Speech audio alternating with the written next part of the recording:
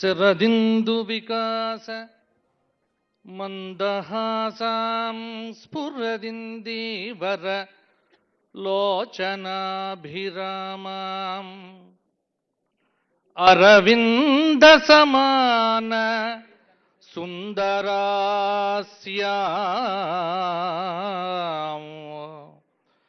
అరవిందాసన సుందరీం ఉపాసే.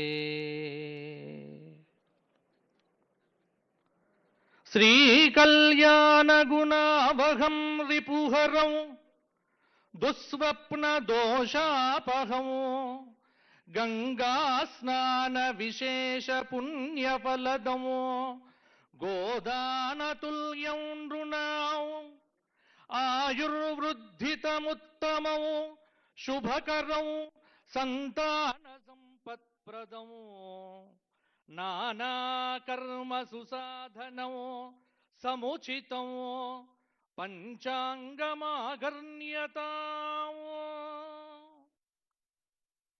దక్షిణాంనాయ శృంగేరి శారదాపీఠాధీశ్వరులు శ్రీ శ్రీ శ్రీ భారతీ తీర్థ మహాస్వాముల వారికి, శ్రీ శ్రీ శ్రీ విధుశేఖర భారతి మహాస్వాముల వారి దివ్య చరణ అరవిందములకు సాష్టాంగ ప్రణామములు సమర్పణం చేస్తూ, ఈ ఆసనం మీద కూర్చోవటానికి శక్తిని ఇచ్చినటువంటి అస్మత్ గురుదేవులు పౌరాణిక సార్వభౌములు బ్రహ్మశ్రీ మల్లాది చంద్రశేఖర శాస్త్రి గారి దివ్య చరణములను మనస్సులో స్మరిస్తూ, ధర్మపురి లక్ష్మీ నృసింహ పరబ్రహ్మనే నమో నమః.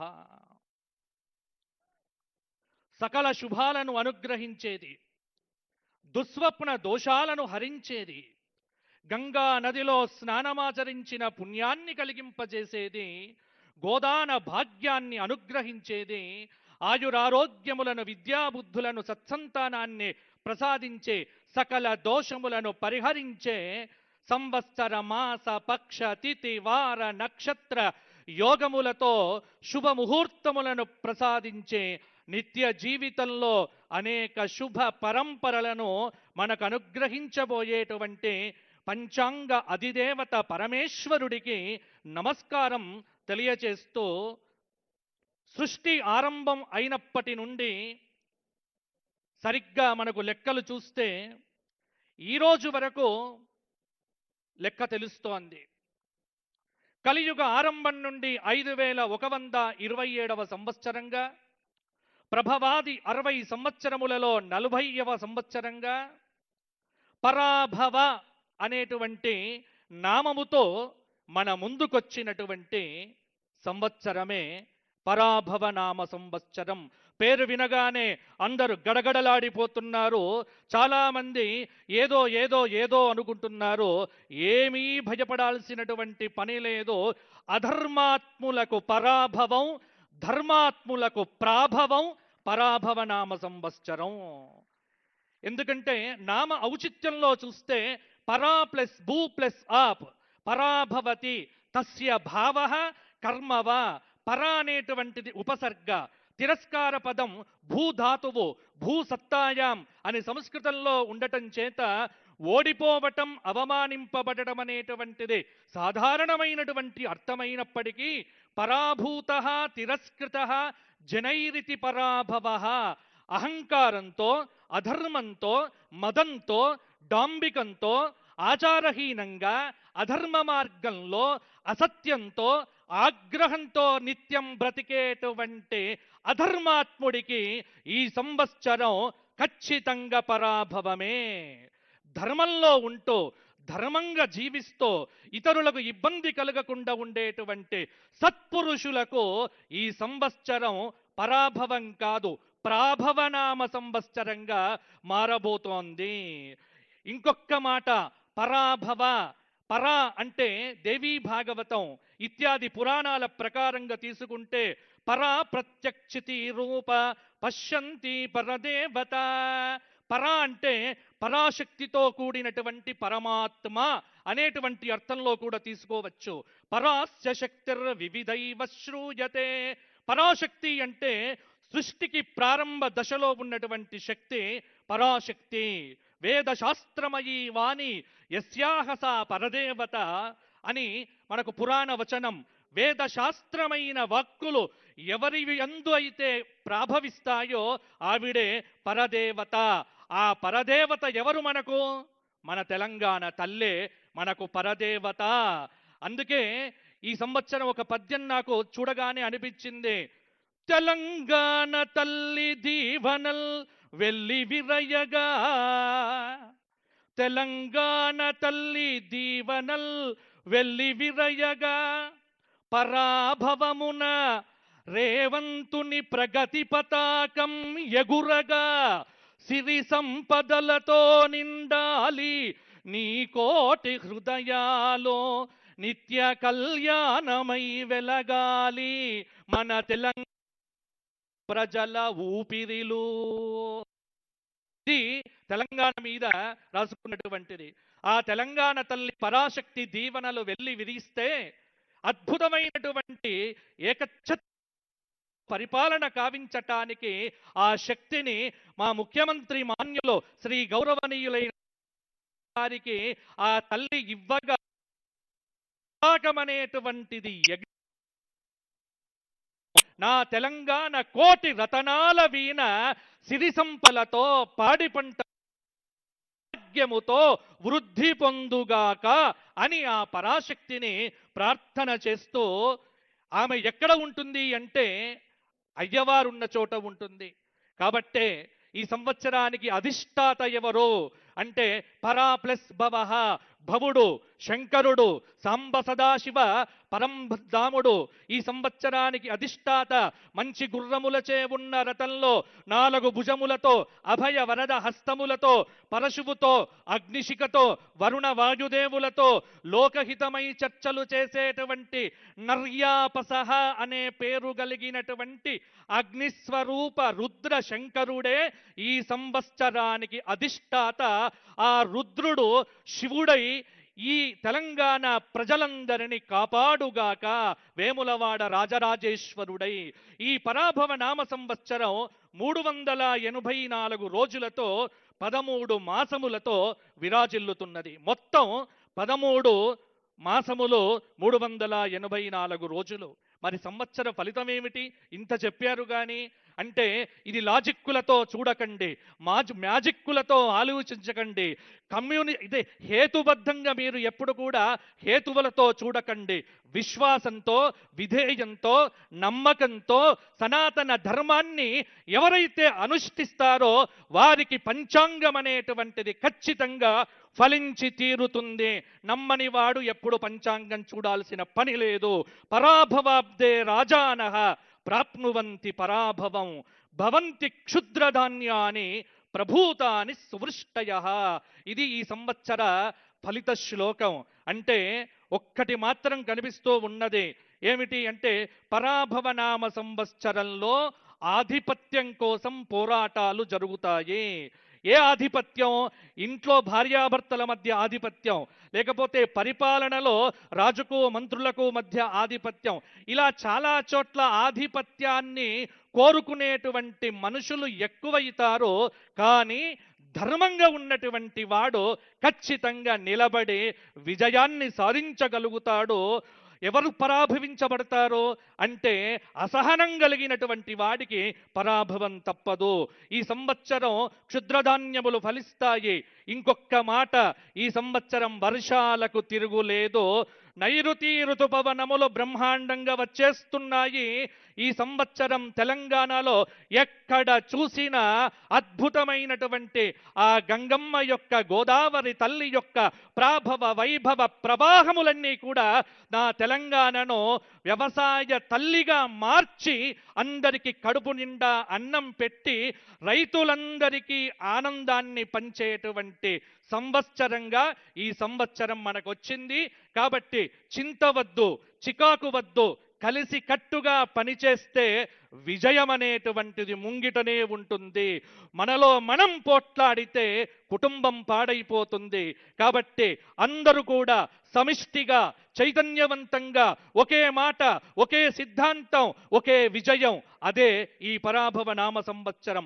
ఈరోజు గురువారం, గురువారం నాడు వచ్చింది కాబట్టి రాజు గురువయ్యాడు, మంత్రి కుజుడయ్యాడు, సేనాపతి చంద్రుడయ్యాడు, సస్యాధిపతి శుక్రుడయ్యాడు, ధాన్యాధిపతి బుధుడయ్యాడు, అర్ఘాధిపతి రవి అయ్యాడు, మేఘాధిపతి చంద్రుడయ్యాడు, రసాధిపతి రవి అయ్యాడు, నీరసాధిపతి శుక్రుడయ్యాడు. మొత్తం 9 మంది నాయకులు మనకు పరిపాలన చేస్తున్నారు. ఈ 9 మంది నాయకుల చేతనే మేము పంచాంగం అనేటువంటిది చూసి రాస్తాం. మా సిద్ధాంతం ఎలా ఉంటుంది అంటే, దీనిలో ఎక్కువ మంది శుభాన్ని ఇచ్చేటువంటి వాళ్ళుంటే ఈ సంవత్సర ఫలితం బాగుంటుంది అని రాస్తాం. ఇది సిద్ధాంతంలో ఉండేటువంటి రహస్యం. అందుకే ఈ సంవత్సరం 7గురికి శుభాధిపత్యం వచ్చింది గ్రహముల్లో, 2 పాపులకు పాపాధిపత్యం వచ్చింది. అంటే అర్థమేమిటి? శుభాధిక్యత ఎక్కువ, పాపాధిక్యత తక్కువ పరాభవ నామ సంవత్సరంలో. 21 మంది ఉపనాయకులలో 16 మందికి శుభ ఆధిపత్యం వచ్చింది. ఇంకొక గొప్ప విశేషం ఏంటంటే, ఈ సంవత్సరం మనకు పరాభవ శ్రీరస్తు విజయస్తు శుభమస్తు ప్రజలకు పరాభవయేట ప్రబల జయము. తెలంగాణ మాగాన సిరి సంపదలతోడ తలతలలాడగా ధన్యమవగా పాలనా దక్షత పరగు రేవంతుని కమ్మని దీవనల్ కలుగవలయు. బాచంపల్లి తనదు భక్తి పూర్వకముగా ఇచ్చు ఆశీస్సులు హెచ్చవలయు. తొలగిపోవాలి ఆపదల్ తొందరగా కలుగవలె శాంతి సౌఖ్యముల్ క్రమముగా. ధర్మ మార్గమున ధాత్రి వెలుగా అందరికి గలుగుగావుత అక్షయముగా. ఈ సంవత్సరం గురువు రాజయ్యాడు అంటే మంచి ధార్మికుడైనటువంటి వాడికి రాజ్యాధిపత్యం వచ్చింది. భయపడాల్సినటువంటి పని లేదు. నేనేమైనా మంచిదే కానీ నా ప్రజలు బాగుండాలి అనేటువంటి తపన రాజుల యందు పరిఢవిల్లుతుంది. ఎప్పుడైతే ఈ భావన ఉంటుందో పరిపాలన అనేటువంటిది సంక్షేమంగా ముందుకు సాగుతుంది. ఇంకొక మాట, వర్షలగ్నంలో అలాగే జగల్లగ్నంలో రవిచంద్ర శుక్ర శనులు, చతుర్థ కేంద్రంలో బృహస్పతి, షష్ఠ స్థానంలో కేతువు, వ్యయంలో కుజ బుధ రాహు స్థితి. తెలంగాణ ఆవిర్భావ చక్ర ప్రకారంగా రాష్ట్రంలో సుపరిపాలన చెయ్యటానికి అనుక్షణం రాజు తహతహలాడిపోతూ ఉంటాడు, ప్రయత్నం చేస్తూ ఉంటాడు. మీనలగ్న ప్రభావం వల్ల తెలంగాణ రాష్ట్ర పరిపాలనలో వ్యూహాలు, ఆలోచనలు, బాధ్యతా భావం అనేటువంటిది ఈ సంవత్సరం చాలా వరకు పెరుగుతుంది. లగ్న దశమాధిపతి అయినటువంటి గురువు చతుర్థ భావంలో ఉండటం వల్ల పరిపాలనలో ప్రజా సంక్షేమం, భూమి, వ్యవసాయం మొదలైనటువంటి అంశాలకు అద్భుతంగా ప్రాధాన్యం పెరుగుతుంది. ముఖ్యంగా గ్రామీణాభివృద్ధి, వ్యవసాయ రంగం వల్ల రాష్ట్ర ప్రభుత్వానికి ఈ సంవత్సరం పేరనేటువంటిది వచ్చే అవకాశం కూడా ఉంది. ద్వితీయ నవమాధిపతి అయినటువంటి కుజుడు ద్వాదశంలో ఉండటం వల్ల ఆర్థిక వ్యవహారముల యందు కొంత జాగ్రత్త ఈ సంవత్సరం కూడా పడవలసి వస్తుంది. అందరికంటే చిక్కెవరికి అంటే ఆర్థిక శాఖను చూచేటువంటి వారికే చాలా చిక్కు. ఏమిటి అంటే నిధులు నిధులు నిధులు అంటారు, ఉండండి ఉండండి ఉండండి అంటారు. ఈ సంవత్సరం కూడా ఆర్థికంగా కొంత ఇబ్బంది పడక తప్పదు. ఈ విషయంలో కఠినాతి కఠినమైన నిర్ణయములుంటేనే పరిపాలన బాగుంటుంది, కానీ లేకపోతే ఆర్థికంగా ఇబ్బంది అనేటువంటిది తప్పదు అని ద్వితీయ నవమాధిపతి అయినటువంటి కుజుడు వ్యయస్థానాన్ని సూచిస్తూ చెప్తున్నటువంటి ఫలితం ఇది. షష్ఠభావంలో కేతువు ఉండటం ఆరోగ్య రంగం కానీ ఆరోగ్యపరమైనటువంటి శాఖలో కానీ తప్పకుండా కొంత అద్భుతమైనటువంటి ప్రక్షాళన జరుగుతుంది. ముఖ్యంగా ఆసుపత్రులు, ప్రజా ఆసుపత్రులు, ప్రజలందరికీ ఆమోదయోగ్యమైనటువంటి వైద్యం అందించటానికి మంత్రివర్గం అందరూ కూడా కంకణం కట్టుకొని నిలబడటం ఈ సంవత్సరం మనందరికీ కూడా ఒక అద్భుతమైనటువంటి విషయం అని చెప్పవచ్చు. చతుర్థ సప్తమాధిపతి బుధుడు ద్వాదశంలో ఉండటం వల్ల ఒప్పందాలు, భాగస్వామ్యం ఇతర రాష్ట్రాలతో నీటి పంపకాల వ్యవహారాలు ఇవన్నీ కూడా జాగ్రత్తగా అడుగులు వేయవలసి వస్తుంది. ద్వాదశ భావంలో బుధ రాహు కుజ ప్రభావంతో రాష్ట్రానికి ఖర్చులు అనేటువంటివి బాగా పెరుగుతాయి. తృతీయ అష్టమాధిపతి అయినటువంటి శుక్రుడు లగ్నంలో ఉచ్చస్థితిలో ఉన్నందువల్ల స్త్రీలు కాని, కళలు కాని, సంస్కృతి కాని, దేవాలయం కాని, సంక్షేమ రంగాలు కాని, చలనచిత్ర రంగం కాని, మీడియా రంగం కాని ఇవన్నిటికీ అద్భుతమైనటువంటి వృద్ధి. నేను గత సంవత్సరం కూడా చెప్పినటువంటి మాట ఏమిటి? మీడియా వాళ్లకు న్యూస్లు క్రియేట్ చేయాల్సిన పని ఉండదు. పుష్కలంగా వార్తల మీద వార్తలు, వార్తల మీద వార్తలు, ప్రతిరోజు సంచలనమే తప్పకుండా మీడియాకుంటుంది. చలనచిత్ర రంగంలో అద్భుతమైనటువంటి విజయాలు కూడా ఉంటాయి. తెలంగాణ రాష్ట్రంలో కావచ్చు, లేకపోతే భారతదేశానికి సంబంధించి కావచ్చు, ఇద్దరు స్త్రీలకు అంతర్జాతీయ ఖ్యాతి లభించే అవకాశం కనిపిస్తుంది. ఉన్నత పదవుల్లోనైనా, ఇంట్లోనైనా, ఎక్కడైనా, ఎలాగైనా, ఏమైనా స్త్రీలకు సంబంధించిన ఆధిపత్యం సుస్పష్టంగా పెరిగే అవకాశం కలుగుతోంది. కాబట్టి మగవాళ్ళు పరాభవం కాకుండా జాగ్రత్తగా ఉండండి అని పంచాంగం చెబుతోంది. ఇక సప్తమ దశమాధిపతి గురువు లగ్నంలో ఉండటం తెలుగు రాష్ట్రాలకు చక్కటి ఒక ప్రేమతత్వంతో, ఒక ఒడంబడికతో పరిపాలన అనేటువంటిది చేయటానికి కేంద్ర ప్రభుత్వం దగ్గర నుంచి పోరాటం చేసి నిధులు సాధించేటువంటి అవకాశం కనిపిస్తూ ఉన్నది. ముఖ్యంగా భాగ్యంలో చంద్రరాహు సంయోగం, న్యాయస్థానాల యొక్క జోక్యం పరిపాలనలో విపరీతమవుతాయి. ఈ సంవత్సరం కూడా భారతదేశం మొత్తం మీద కొన్ని చట్టాల మీద బహిరంగ చర్చలనేటువంటివి, దానికి న్యాయస్థానాల యొక్క వత్తాసు కానీ ఈ సంవత్సరం మనం విరివిగా చూస్తాము. ముఖ్యంగా అంతర్జాతీయ న్యాయవేదిక పైన భారతదేశం అనేటువంటిది తిరుగులేని ముద్రను సాధించబోతున్న సంవత్సరం. భారతదేశము ఇతర దేశాలకు పరాభవం చేసే సంవత్సరమే ఈ పరాభవ నామ సంవత్సరము. అది స్పష్టంగా ఉంది. అయితే ఈ సంవత్సరం ఎవరు జాగ్రత్తగా ఉండాలి అంటే, భాగవతంలో దశమస్కంధంలో ఒక శ్లోకముందు ఏమిటి? యదా దేవేషు వేదేషు గోషు విప్రేషు సాధుషు ధర్మే మయిచ విద్వేషః సవా ఆశు వినశ్యతి. శుద్ధ సాధులందు, సురలందు, శృతులందు, గోవులందు, విప్రకోటియందు, ధర్మ పదవియందు తగలినాయందు వాడెన్నడలుగు వాడె హింసనుందు.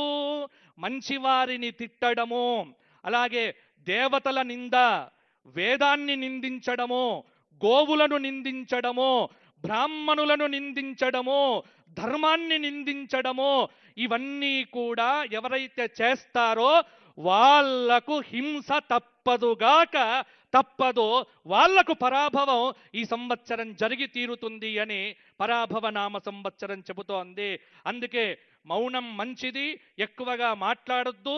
మైకులు ఇచ్చినప్పటికీ కూడా ఎంత తక్కువ మాట్లాడి ఎక్కువ పనిచేసేటువంటి నాయకుడికి అందరూ కూడా దండలు వేసి పట్టం కడతారు. అది ఈ సంవత్సరంలో మనం జాగ్రత్తగా చూడవచ్చు. కాబట్టి మౌనేన కలహన్నాస్తి. యూట్యూబుల్లో వ్యూస్ కోసమో దానికోసమో పిచ్చి పిచ్చి తమ్ములైన్లు పెట్టి సనాతన ధర్మాన్ని అన్నింటినీ కూడా ఇబ్బంది పెట్టేటువంటి వాళ్లకు పరాభవం తప్పదు. తృతీయాధిపతి రవి లాభంలో ఉచ్చస్థితిలో ఉండటం రాష్ట్రం బృందానికి బలమైన స్థిరమైన అనుకూలత అనేటువంటిది కలుగుతుంది. ఈ సంవత్సరం ఇక ఇంతసేపు చెప్పింది కాకుండా ఈ 2 నిమిషాలు ఒక్కసారి మీరు వినండి. ఇంతసేపు చెప్పినది ఒక ఎత్తు, ఇక ఇప్పుడు జాగ్రత్తగా ఉండవలసిన అంశముల గురించి నేను చెబుతా. ఇది నా స్వకీయ కల్పన కాదు, పంచాంగం చెబుతున్నది. ఈ సంవత్సరం దేశారిష్ట యోగాలు అధికంగా ఉన్నాయి, ఇబ్బందులు తప్పవు. ఏప్రిల్ 10 నుండి జూలై 4 వరకు కాలసర్ప యోగం, ప్రశాంతత తక్కువ. ఎవ్వరికి ఇంట్లో వీడికి ప్రశాంతత ఉండదు, అలాగే కలెక్టర్లకు ప్రశాంతంగా ఉండదు, పోలీసు డిపార్ట్మెంట్కు నిద్రనే ఉండదు. ప్రశాంతత అనేటువంటిది కల్తీ రంగాన్ని చూసేటువంటి వారికైతే అసలు వారు ఇంకా గట్టి ప్రయత్నం చెయ్యాలి. కల్తీలు రాజ్యమేలుతాయి, కల్తీ అనేటువంటిది ప్రతి చోట వస్తుంది. అది నివారించవలసిన బాధ్యత ఖచ్చితంగా ప్రభుత్వం మీద ఉంటుంది. ఇక ఈసారి ఎండలు 50 డిగ్రీలు అనేటువంటిది కామన్ థింగ్గా మారిపోతుంది. కాబట్టి విద్యుత్తు వినియోగం అనేటువంటిది రాష్ట్రానికి కొంత బాగా అవసరమయ్యేటువంటి నెలలో ఇప్పుడు రాబోయేటువంటి రోజులు కూడా. ఆగ్నేయ తూర్పు దేశాల్లో ఖచ్చితంగా భూకంపాలు కానీ మొదలైనవి రావచ్చు. నవంబర్ 10 నుండి సంవత్సరం చివరి వరకు సింహరాశిలో కుజస్తంభనం జరుగుతోంది. సెప్టెంబర్ 18 నుండి అక్టోబర్ 15 వరకు కర్కాటక రాశిలో కుజ గురువుల కలయిక జరుగుతోంది. అంటే ప్రాకృతిక ఉపద్రవములను సూచిస్తూ ఉన్నది. ఎక్కడో ఒక చోట ప్రపంచంలో సునామీ భూకంపాలు వచ్చే అవకాశం ఉంది. ఇంకొక విషయం, ఈ సంవత్సరం గురువు 3 రాశులకు మారుతూ ఉన్నాడు. అందులో గురువుకు రాహుకేతువు సంబంధం ఎప్పుడూ యోగ్యమైనటువంటిది కాదో దానికి ప్రమాణం చెబుతోంది జ్యోతిష్ శాస్త్ర గ్రంథం. గురునా సారినావాపి రాహుయుక్తే ధవాషికి యోగశ్చండాలనయోయం రాజా రాష్ట్ర వినాశనం. ఈ అవయోగం అనేటువంటిది సింహ గురువుతో రాహుకాల సంయోగం చేసి 31 అక్టోబర్ నుండి 6 డిసెంబర్ వరకు, జనవరి 25 నుండి జూన్ 26 వరకు గురుచండాల యోగం. దక్షిణం వైపు పరిపాలించేటువంటి ముఖ్యమంత్రులందరూ కూడా బాగా జాగ్రత్తగా ఉండవలసినటువంటి విధానాన్ని ఈ గురుచండాల యోగాది సూచన ఇస్తున్నది. ఎందుకంటే గురువే ఈ సంవత్సరం రాజయ్యాడు కాబట్టి ఎప్పుడు కూడా మంచి ఆలోచించడం, మంచి చెయ్యటానికి కంకణం కట్టుకోవడం, నిరంతరం ధర్మాన్ని కాపాడటానికి అస్మదీయులను కూడా పక్కన పెట్టేటువంటి ఒక అద్భుతమైన ధర్మ నిరంకుశత్వం అనేటువంటిది కనుక రాజుకు ఉంటే తప్పకుండా ఈ సంవత్సరం రాజుకు తిరుగులేదు అనేటువంటిది శాస్త్రం చెబుతోంది. అతిచారగతే జీవే వక్రస్తాపి శనైశ్చర హాహాకారం జగత్సర్వం దుర్మిక్షం ప్రేతరాట దిశి. గురువు అతిచార కాలంలోనే శని వక్రీ అవుతున్నాడు. ఇక్కడ రాహుకేతువుల యొక్క కలయిక. అందుకే పాలకుల మధ్య నిత్యము సయోధ్యను పెట్టుకోవటానికి చాలా నొసట చిరునవ్వులుంటాయి, లోపలంతా కూడా వేరే రకంగా ఉంటుంది. ఇది ఈ సంవత్సరం అన్ని చోట్ల కనిపించేటువంటి వర్తనం. నోరు ముందర చిరునవ్వులు చూసి మాత్రం మీరు పొంగిపోకండి, లోపల చూసి ఆలోచన చెయ్యండి. కాబట్టి జాగ్రత్తగా ఉండాలి. ఈ సంవత్సరం పశుపాలకుడు సాక్షాత్తు గోపాలకుడు అయ్యాడు. కృష్ణం వందే జగద్గురుం శ్రీకృష్ణ భగవానుడయ్యాడు. కాబట్టి ఖచ్చితంగా ఈ సంవత్సరం పాడి పంటలు బాగున్నాయి, వర్షాలు బాగున్నాయి. ధరల గురించి మాట్లాడితే ఈ సంవత్సరం కుజుడు మంత్రి అయ్యాడు. ఎక్కడ లేకున్నా తెలంగాణలో అద్భుతంగా హైదరాబాదుకు ఈ సంవత్సరం రియల్ ఎస్టేట్ అనేటువంటిది గత సంవత్సరం కంటే మెరుగు కాబోతోంది. భూమికి సంబంధించినటువంటి కొంత అభివృద్ధి అనేటువంటిది ఈ సంవత్సరం తప్పకుండా కనిపిస్తుంది.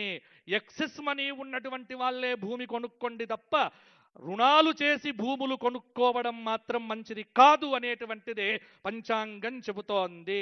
అలాగే ఇంకొక మాట కూడా మనం ఈసారి గమనించవలసినటువంటిది ఏమిటి, విందులు తగ్గించండి. తెలంగాణలో ఏది మాట్లాడినా ధావత్ క్యా హే, ధావత్ ధావత్ ధావత్, నో ధావత్. ధావత్తులు వద్దు, అందరు ఇంట్లో తినండి, చక్కగా ఉండండి. ఎందుకంటే ఈ సంవత్సరము విపరీతమైనటువంటి రేట్లు పెరుగుతాయి, ధరలు బాగా పెరగవచ్చు.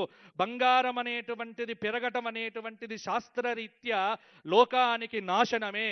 కాబట్టి షేర్స్లో ఎవ్వరు పెట్టుబడులు పెట్టకండి, దేని మీద పెట్టుబడులు పెట్టకండి. 10 రూపాయలు మిగిలితే మీ బ్యాంకులో క్యాష్గా దాచిపెట్టుకోండి తప్ప ఇంకా ఖర్చులు అదుపులో పెట్టుకున్న వాడికే ఈ సంవత్సరం బాగుంటుంది అని మనకు చెబుతోంది. కాబట్టి ఇక ఈ సంవత్సరం నాకున్నటువంటి సమయాన్ని ఇక 12 రాశుల వారికి 10 నిమిషాల్లో ముగిస్తాను. ఎందుకంటే నాకు 28 నిమిషాలు 26 నిమిషాలు ఇచ్చారు. నేను ఎంతైనా చెప్పగలను, కానీ ఉన్న సమయాన్ని పెద్దల యొక్క విలువైన అమూల్య సమయాన్ని పట్టుకొని నేను చెబుతున్నాను. ఇప్పుడు మేషాది 12 రాశుల వారికి రాశి ఫలితాలు ఏమిటో చెప్పి నా పంచాంగ శ్రవణాన్ని ముగిస్తాను. ఉగాది అంటేనే పంచాంగం కాబట్టి కొద్దిగా ఓపిక పట్టండి దయచేసి. మేషం 4 అశ్విని 4 పాదాలు, భరణి 4 పాదాలు, కృత్తిక 1వ పాదం. ఆదాయం 11, వ్యయం 5, రాజ్యభూజ్యం 2, అవమానం 4. మేషరాశి వారికి ఈ సంవత్సరము 70% అనుకూలత, 30% ప్రతికూలత. కాబట్టి డబ్బులు పొదుపుగా వాడుకోవడం మంచిది.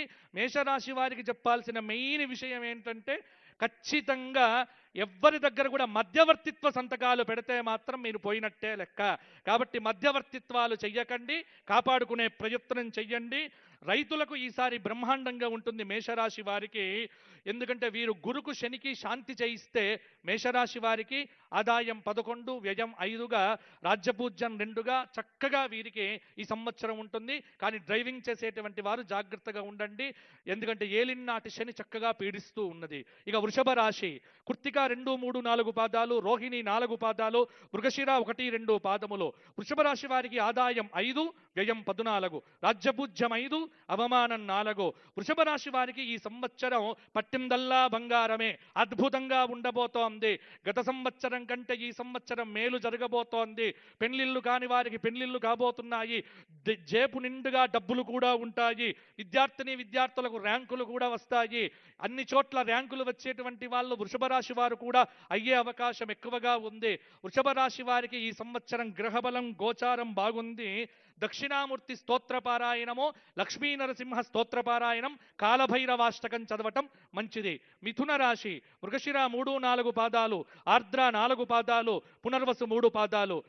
ఆదాయం 8, వ్యయం 11, రాజ్యపూజ్యం 1, అవమానం 7. మిథున రాశి వారికి ఈ సంవత్సరము మిశ్రమంగా ఉండబోతోంది. జూన్ తరువాత పట్టిందల్లా బంగారమే. గురుబలంతో ఈ సంవత్సరం వీరికి బాగుంటుంది. ప్రతిదానికి శ్రమపడాలి, ఆరోగ్యం కాపాడుకోవాలి, కానీ ఫలితాలు మాత్రం బాగుంటాయి. మిథున రాశి వారు శ్రమయేవ జయతే అన్న సూత్రముతో ఈ సంవత్సరం బాగుంటారు.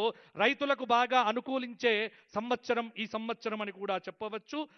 ఈ మిథున రాశి వారు నవగ్రహ స్తోత్రపారాయణం చేయటమో, లక్ష్మీ నరసింహ ప్రార్థన చేయటమో చాలా వరకు అవసరము. కర్కాటక రాశి పునర్వసు 4వ పాదం, పుష్యమి 4 పాదాలు, ఆశ్లేష 4 పాదాలు.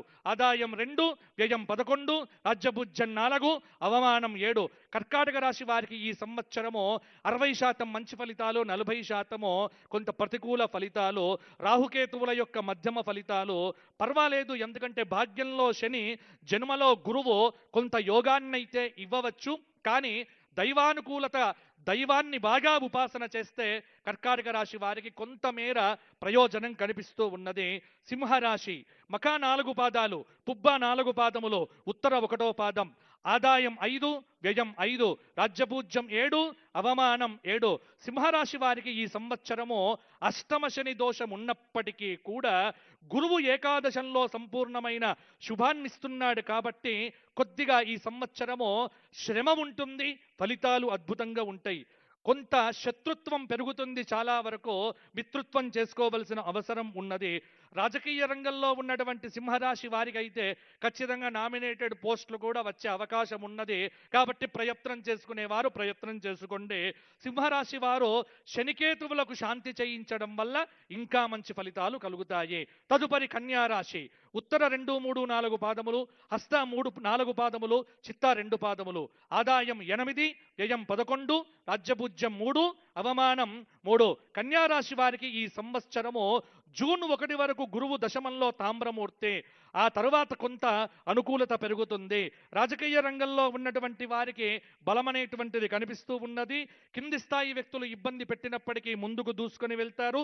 పట్టుదల విడిచిపెట్టకపోతే కన్యారాశి వారు ఈ సంవత్సరం కొన్ని విజయాలు సాధించే అవకాశం కూడా బ్రహ్మాండంగా ఉంది. ఇక ఈ సంవత్సరం తులారాశి చిత్త 3, 4 పాదములు, స్వాతి 4 పాదములు, విశాఖ 1, 2, 3 పాదములు.